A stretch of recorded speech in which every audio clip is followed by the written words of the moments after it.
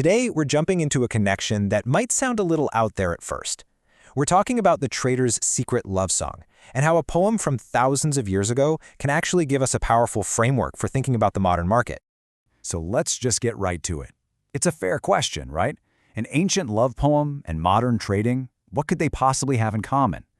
Well, it turns out the connection isn't about charts or indicators, it's about something much, much deeper. And here's the big idea. This isn't about finding a new strategy. According to our source, this ancient text is a perfect metaphor for the quality of your relationship with your craft. It's all about the psychology, the devotion, the inner game of trading. Okay, so let's start where every trader's journey begins. Let's talk about what our source calls the trader's first love, that initial powerful spark that pulls you into the world of markets. You remember this feeling, right? When you first started, it was pure fascination. You couldn't learn enough. You just wanted to run with it. But for so many veterans, that fire gets buried. Trading becomes, well, just a job. The fascination gets replaced by routine, and the delight gets replaced by pressure. And this is what that line from the poem is really getting at. Draw me after you, let us run. It's this plea to reconnect with that original passion. Because that fire, that first love, isn't just a nice memory. It's the fuel that's going to get you through the entire journey, especially when things get tough. Okay, so you've got that first love, but we all know it's not always smooth sailing. And that brings us to the inevitable challenges. But instead of seeing them as just wins and losses, our source frames them as market seasons, these natural cyclical parts of your relationship with trading. And this leads to a really powerful concept, being dark but lovely. Think about your trading history, all of it. The darkness, the blown accounts, the bad calls, the moments of doubt. That's not something you should hide. It's actually part of the same picture as the loveliness, the wisdom, and the growth that came out of it. You have to own both. And man, every single trader who's been in the game for a while knows this season. It's the winter. It's when your P&L goes cold, doubt starts creeping into every decision, and just staying disciplined feels absolutely exhausting. That first love feels like a distant memory. But here's the hope in all this, and it comes straight from the poem. Winter doesn't last forever. For behold, the winter is past, the rain is over and gone. These hard times, these drawdowns, they are seasons, and seasons, by their very nature, come to an end. So how do you know the winter is breaking? Well, you look for the signs of spring. And it's not some huge winning trade. It's subtle. It's when you start feeling a real interest in your prep work again.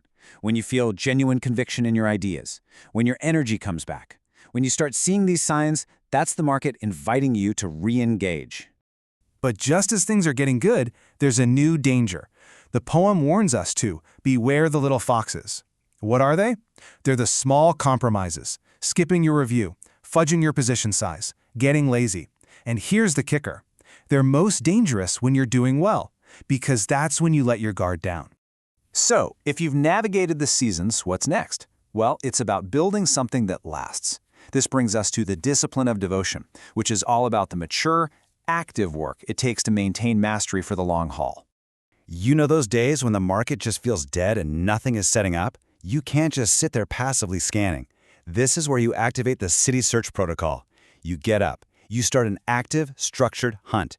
You dig into the higher time frames. You look for that one elusive setup. And when you find it, you hit it with total conviction. It's about hunting, not just waiting.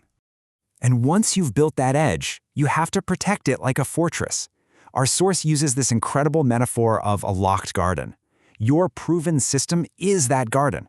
It can't be an open field where every new opinion from Twitter or some guru can just wander in. You have to guard it. You decide what gets in. You don't just leave the gates wide open. All right, this all builds to the final test, the ultimate challenge to your commitment to the craft, a stage our source calls a love's strongest death. This is where we find out if the bond is truly unbreakable. Sooner or later, every single trader faces what our source calls the flood. These aren't just bad days. These are the major tests, a blown account, a system you trusted that just stops working, a huge public failure. These are the moments that feel like they could wash everything away. But here is the absolute heart of this whole idea. The poem's powerful conclusion says it all. Many waters cannot quench love, neither can floods drown it. You see, the floods don't actually destroy a real commitment. They just test it. They prove its strength. If your love for the craft is real, it will survive. And that brings us to maybe the most beautiful and important lesson of all. This journey, it doesn't have an end point. There's no final destination where you just arrive and you're done. In fact, the very last word of the poem isn't peace or rest, it's run. It's a constant forward-moving desire for the next challenge. The journey never really ends, so we're left with one final question, echoing that last line of the poem, a question for you to think about. What is your next run?